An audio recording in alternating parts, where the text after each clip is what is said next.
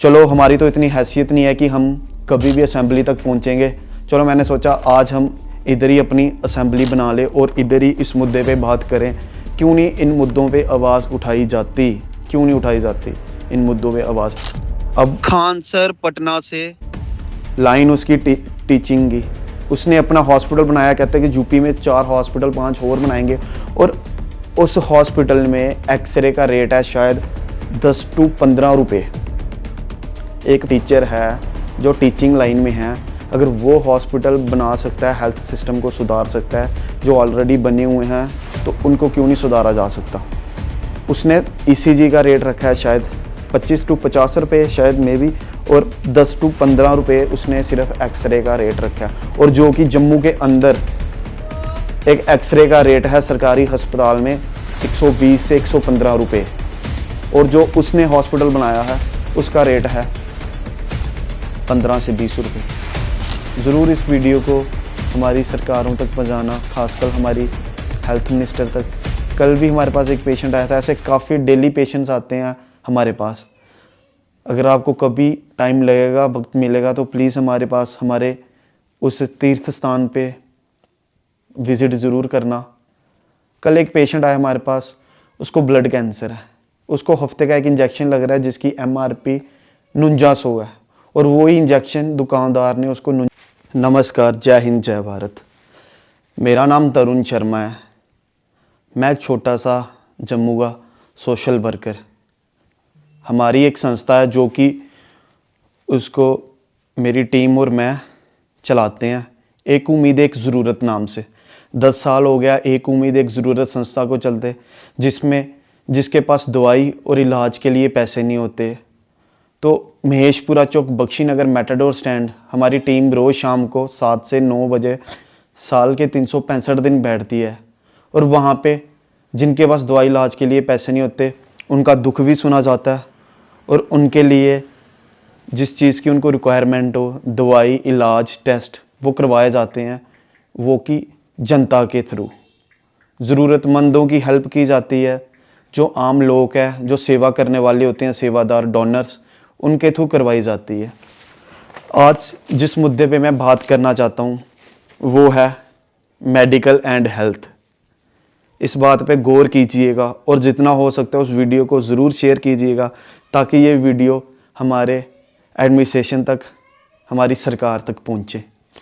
Assembly चल रही है, असेंबली में हर एक मुद्दे पे बात की जा रही है, पर इस मुद्दे पे मुझे नहीं लगता किसी ने बात की होगी, मेडिकल एंड हेल्थ।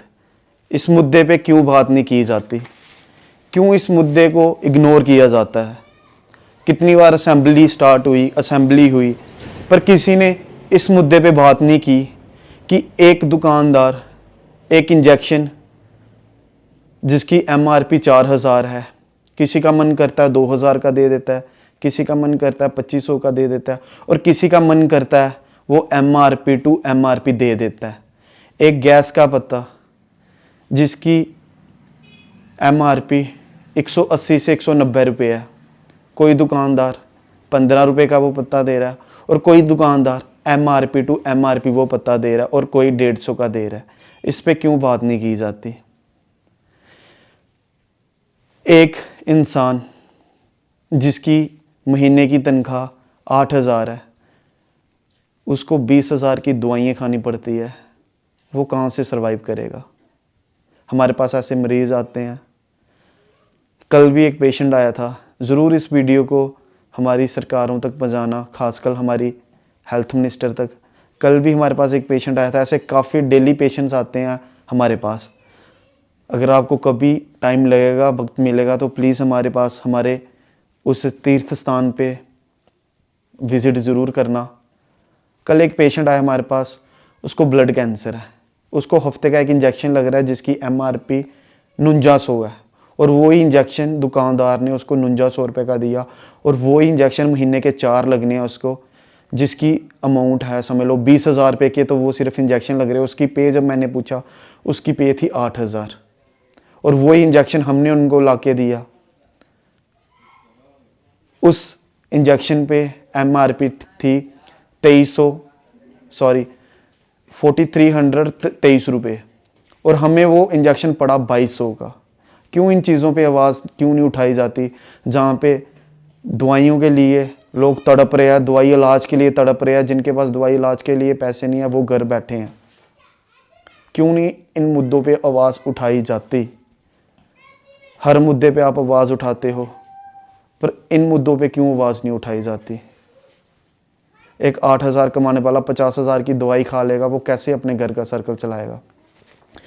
दवाइयाँ तो आजकल इतनी इम्पोर्टेंस होती जा रही है, इतनी इम्पोर्टेंट होती जा रही है, घर घर में, चाहे वो मिडिल क्लास है, चाहे वो गरीब इंसान है, चाहे कोई पैसे वाला है, हर घर पे दवाइयाँ चल रही हैं, हर घर पे चल रही हैं। जो मेरी वीडियो को देख रहे होंगे उनके घरों में भी चल रही होंगी। पर क्यों एक दवाई का पत्ता जो कि इतनी इम्पोर्टेंस मिलती जा रही है दवाइयों को, इतनी इतनी महंगी दवाइयाँ कहाँ से इंसान खा लेगा यार? क्यों इन मुद्दों पे आवाज़ क्यों नहीं उठाई जाती? जैसे मैंने कल आपको बताया कि एक पेशेंट आया था हमारे पास, बड़ा दुख लगा ये चीज़ें देख के कि उसको MRP टू MRP मिल रहा है। क्या पता उसकी जो एक्चुअल अमाउंट कितनी है, वो जो जिस फैक्ट्री में वो दवाई इंजेक्शन बना होगा वो कितने का वहाँ से मैन्युफैक्चर होके निकला होगा, है ना, और कितने का आगे बिका होगा। और ये चीज़ अगर 4900 का उस पेशेंट को इंजेक्शन मिला, अगर उसको 3000 का भी मिलता तब भी खुश होके वो ले लेता कि मुझे इतना डिस्काउंट मिला। पर उस इंसान को ये नहीं पता कि इसकी एक्चुअल लागत कितनी है और ये कितने का हो सकता है। इंजेक्शनों के ऊपर 50-50 हज़ार MRP होती है, फिर उसको 10,000 का कोई दुकानदार दे रहा है, कोई 5,000 का दे रहा है, कोई 20,000 का दे रहा है, कोई MRP टू MRP दे रहा है। क्या इस चीज़ पे कोई एक वो नहीं बनना चाहिए कि हर दुकानदार सेम रेट का डिस्काउंट करके दे?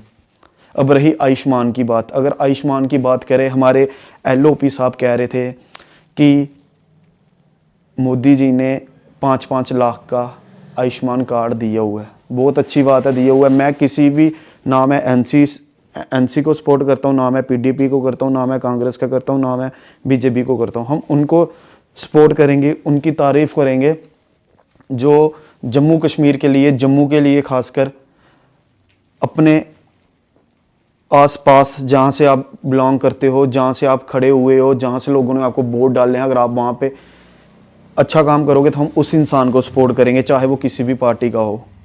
उन्होंने बोला कि आयुष्मान कार्ड दिया गया है, ज़रूर दिया गया है। अगर आयुष्मान कार्ड दिया गया है, पर उस पर मैं आपको बता दूं, जब पेशेंट एडमिट होने जाता है वो टेस्ट आयुष्मान पे नहीं हो पाते। चाहे वो आप MRI ले लो, चाहे आप एक्सरे ले लो, चाहे CT स्कैन ले लो, वो आयुष्मान कार्ड पे नहीं हो पाते जनाब। और कई बार लोगों के पास इतने पैसे भी नहीं होते कि वो टेस्ट अफोर्ड कर पाए। कई बार डॉक्टर लिख देते हैं कि आपका PET स्कैन होना या कोई ऐसा टेस्ट होना है, वो इतने कॉस्टली टेस्ट हैं, वो आयुष्मान पे नहीं हो जाते। और जब कई बार डॉक्टर पेशेंट को बोलते हैं, अगर 1 महीना एडमिट रहेगा पेशेंट, उसके बाद घर जाएगा, और डॉक्टर उसको बोलते हैं कि अब आप घर बैठना, अब आपको रेस्ट करनी है, या डिस्चार्ज कर देते हैं, उसके बाद जो मेडिसिन मिलती हैं वो जब तक मिलेगी, जब तक वो पेशेंट हॉस्पिटल में एडमिट होगा, उसके बाद उसको दवाइयाँ नहीं दी जाती। वो कहाँ से अपना सर्कल चला लें? अब घर बैठ के तो आयुष्मान कार्ड चलना ही नहीं है जनाब। आयुष्मान कार्ड तब तक चलता है जब तक पेशेंट वहाँ पे एडमिट हो, और वो भी कुछ चीज़ों में चलता है, कुछ चीज़ों पर नहीं चलता। मज़ा तब है अगर आपने 5 लाख का ट्रीटमेंट दिया है और वो टेस्टों पे भी चले, दवाइयों में भी चले, पूरा A to Z ट्रीटमेंट में चले, फिर मज़ा है। ये तो लॉलीपॉप दिया हुआ है, उसका क्या फ़ायदा? कुछ ऑपरेशन उस पर होते हैं और कुछ ऑपरेशन उस पर नहीं किए जाते। जहाँ तो आप देते, पूरा ट्रीटमेंट देते, जहाँ तो नहीं देते। अब पेशेंट आया हॉस्पिटल में, डेली मंथली चेक कराने जाता है ना, चाहे उसको किडनी फेल है, चाहे उसको कैंसर डिक्लेयर किया है डॉक्टर ने, वो 10-10, 20-20 हज़ार की कहाँ से मेडिसिन खा लेगा? अब मैं बात करूँगा आयुष्मान जन औषधि की। डॉक्टर पेशेंट को दवाई लिख के देता है कि आप दवाई खाओ, और जिनके पास पैसे नहीं होते वो चले जाते हैं जन औषधि में दवाई लेने। और कुछ जो महंगी दवाइयाँ हैं वो भी वहाँ पे नहीं मिलती, और कुछ दवाइयाँ वहाँ पे मिलती है। जब वो डॉक्टर को चेक कराने जाते हैं कि डॉक्टर साहब मैंने ये दवाई ली, डॉक्टर कहते हैं आगे से कि इसकी एफिकेंसी कम है, ये आपको असर नहीं करेगी। तो इसमें किसका कसूर है? डॉक्टर का कसूर है, या जो जन औषधियाँ खुली हैं उनका कसूर है? कुछ मेडिसिन वहाँ पे मिलेंगी जो कॉस्टली मेडिसिन होंगी, वो वहाँ पे नहीं मिलती जनाब। क्यों इन मुद्दों पे आवाज़ नहीं उठाई जाती? क्यों नहीं उठाई जाती असेंबली में इन मुद्दों पे आवाज़? चलो हमारी तो इतनी हैसियत नहीं है कि हम कभी भी असेंबली तक पहुंचेंगे। चलो मैंने सोचा आज हम इधर ही अपनी असेंबली बना ले और इधर ही इस मुद्दे पे बात करें। क्यों नहीं इन मुद्दों पे आवाज़ उठाई जाती, क्यों नहीं उठाई जाती इन मुद्दों पे आवाज़।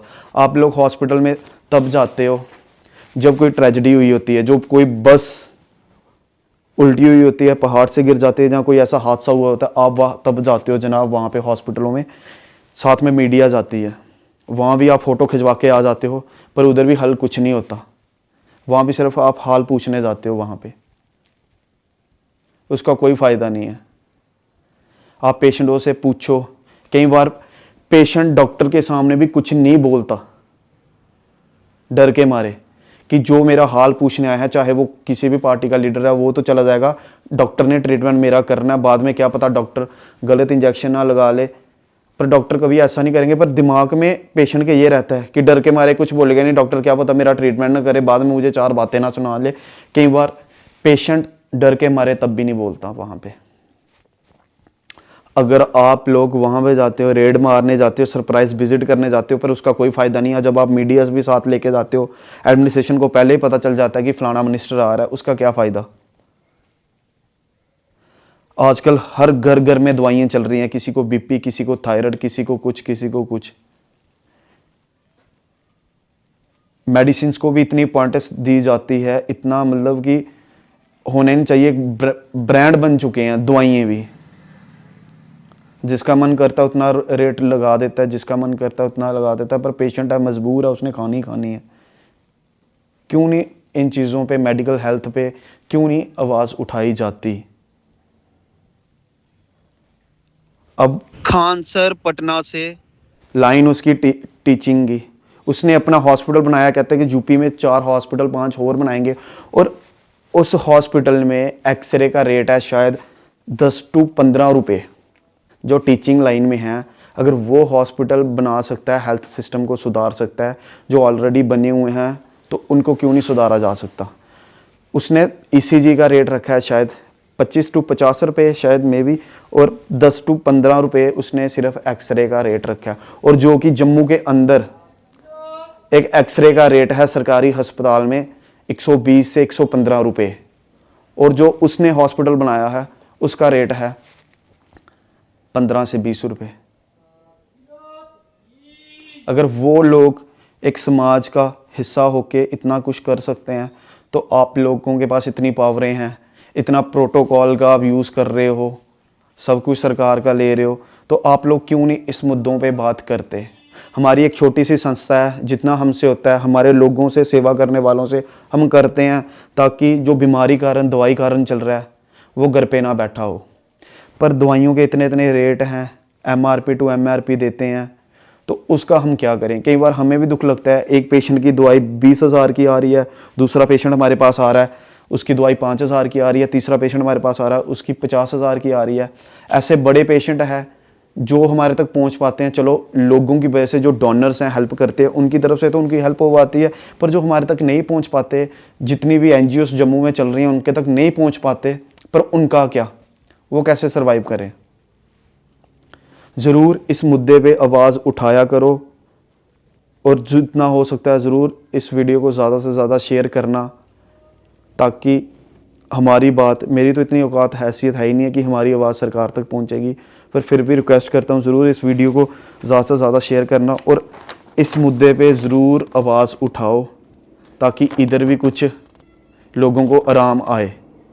आजकल जितने भी लोग हमें देख रहे हैं, चाहे वो एडमिनिस्ट्रेशन है, सरकार है, गवर्नमेंट के मिनिस्टर्स हैं, उनके घर भी तो कोई ना कोई दवाइयाँ खाता होगा, और उनके पास तो चलो पैसे होते हैं, जिनके पास वो तो ले लेता है, पर जिनके पास पैसे नहीं होते वो क्या करे। जिसकी पे एक डेली वेजर है, कितने पेशेंट हमारे पास डेली वेजर भी आते हैं, 8-9 हज़ार रुपये उनकी तनख्वाह है, और किसी का पेशेंट घर का, उसकी 15,000 की दवाई आ रही है, किसी की 7,000 की आ रही है, वो कहाँ से सर्वाइव